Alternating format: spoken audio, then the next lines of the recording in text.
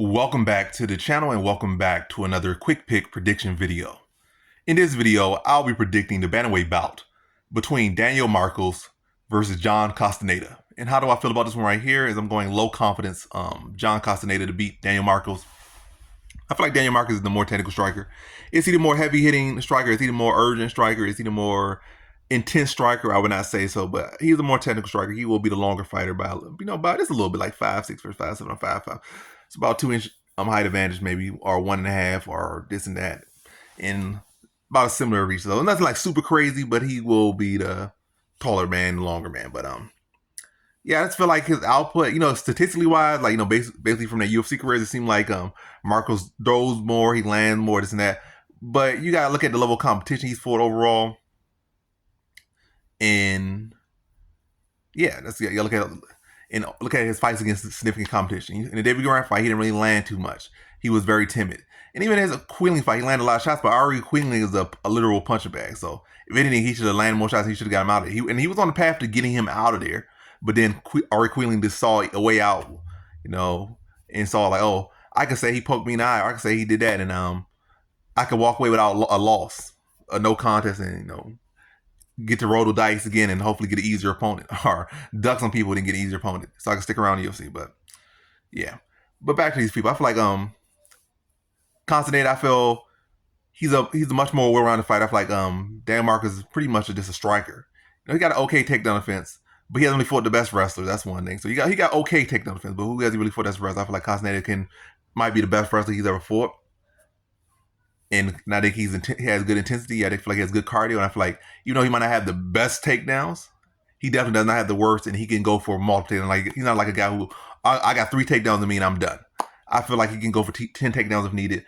And if he needs to go 2 of 10, like 20% on takedowns to, edge the fight, or maybe go 0 of 10. But the fact that he's going for those takedowns and maybe getting some cage control, get a guy, clinch control in there, stomping some toes, knee him to the body, wearing him down, I think he can do that.